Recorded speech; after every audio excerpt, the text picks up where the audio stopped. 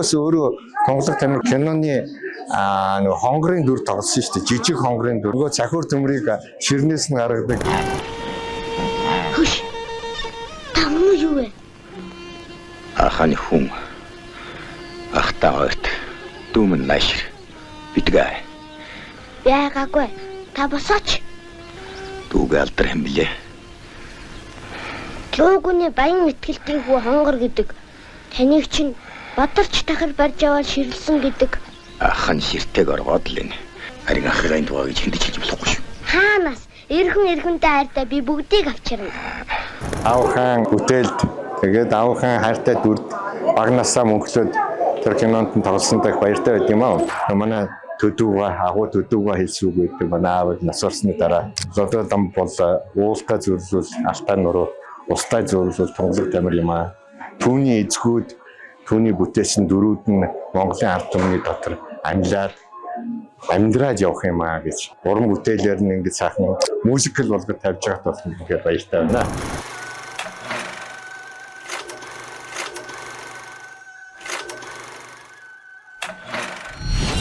За энэ зохиол бол ерөөсөө Монголын ард түмний түүх тийм ээ 20 дугаар зууны эхэнд болсон улс төр түүхийн үйл явдлуудыг түүхэн хүмүүс байгаа шүү дээ.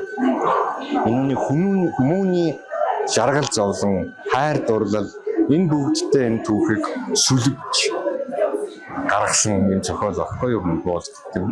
Яг нь тухайн үед бол мэдээ социализм үед хатуу хяналттай байсан. Зарим нэгэн түүхэн дөрүүд бол бас тухайн үеийн өнцгөөс бас харж бүтээсэн зүйлүүд бий. Гэхдээ энэ бол Монголын ард түмний 20 дугаар зууны ихэнх үеийн амьдрал юм байна.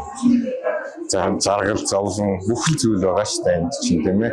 Энэ зүйлүүдийг гаргасан. Би бас өөрөө Тунгалаг тамир киноны нэг хонгорын дүр тоглосон шүү дээ. Жижиг хонгорын дүр. Нөгөө цахиур төмрийг ширнээс нь гаргадаг. Тэр дүр тоглосон. Тэгээ өнөөдөр бас хонгорын дүрд ямар хүүхд тоглох болов гэж хараас сууж. Би жоохон байсан л да 9 настай байсан. Тэгээд яг манай аав бас өөрийнхөө хайртай дүрдээ бас хүүгээ тоглуулчих гэж бодсон баг. Манай ээж чинь бас урлагийн хүн шүү дээ. Ардын жижигчин долгор сүрэн гэдэг цогтооч киноны хулан гэхлээр хүмүүс сайн мэддэм юм да. Тэгээд ээжтэйгээ зунжингаа бас сургууль энэ төр хийжээд нэг дүр бүтээжсэн. Яг тэр аавхан бүтээлд тэгээд аавхан хайртай дүрд багнасаа мөнхлөөд тэр кинонд нь тоглосон дах баяртай байд юм аа. Ер нь бол би манай аав чинь дөнгөж 50 гараад нас урсан их залуудаа өнөөдөр бодохноо жинхэнэ хэд тойрвжсэн бүтээжсэн насандаа баггүй юу. Ажил ихтэй зохиолоо бол шүн дөлөөр бичнэ бараг нойргүй хон ажил ихтэй юм чинь соёлын яамны нэгдүгээр орлог цайд гэдэг ажилтаа тэгээд энд театрын концерт кино бүгдийг нь хяндаг урлагийн зөвлөл гэж байсан тэрний дарга нь байсан тэгээд ороо үдш шүн тамхи татаа тэгээд цохолоо өчөө суучдаг байсан. Манай аав бурхан болоход би 10-тай байсан. Дөнгөж Тунгалаг тамир кино тоглолцоод байжсэн. Тэгээд 10-тай хүүхэд чинь бол бас төдийлэн тийм. Гэтэ хамгийн сүүлд би аавтайгаа эмнэлэг дээр очиж уулзсан. Эмнэлэг дээр уулзахад манай аав надад нэг хоёр зүйл загсан. Нэгдүгээрт энийхөө чи одоо болчир байна. Гэхдээ энэ үгийг чи санаж аваарай. Амьдралдаа чи үргэлж бодож яваарай гэж. Чийжлээд авчих гэж. Тэгээд 100 наслахгүй бие оторлож 100 олондоо битгий нэрээ бузарлаж яваарай. Сууж явсан барсаас цуглаж суусан шаацгаа дээрээ бишүү гэж. Тэгээ манай аав тэр үгийг хамгийн сүүлд надад эмнэлэг дээр очихт нь хэлсэн. Тэгээд тэрнээс хойш нэг 2-3 хоногийн дараа манай аав маань тэнгэрт хэлсэн л да. Манай аав бас нэг зохиол дээр нь хэлсэн үг байдгийн. Амьдрал гэдэг бол тоос хөдөлгөөн амьд явахын нэр бишээ. Амьдрал гэдэг бол өөрийн болон бусдын амьдралын төлөө тэмцэн зүтгэхийн нэрээ гэж. Энэ манай аав үнэхээр л өөрийн болон бусдын амьдралын төлөө тэмцэн зүтгэж, уран бүтээлээ тойрволж, Монголын соёл урлагийг хөл дээр нь босгох үйл хэрэгт өөрийнхөө хувь нэмрийг оруулж явж байгаа бүхнээсээ өөрийнхөө насыг зориулсан юм зүйлтэй. Тэгээ өнөөдөр ийм сайхан аавыг маань 100 жилийн ойн бол 5 жилийн өмнө болсон. Энэ нь өнөөдөр Монголын ард түмэн мартаагүй, Монголын урлагийнхан мартаагүй уран бүтээлээр нь ингэж сайхан Архангай аймгийнхан музик хийгээд Монголын нэрт хөгжмийн зохиолч яруу найрагч зохиолч түрүү нацагдорч хоёр алтан гэж бас урлагийн гавьяа зүтгэлтэн хөгжмийн хамт үзсэн байлээ. Ингээд сайхан бүтээлийн мөнгөчүүлээд энэ сайхан залуучуудад орчин үеийн хэлбэрээр музикл болгож тавьж байгаад болох юм гээд баяртай байна.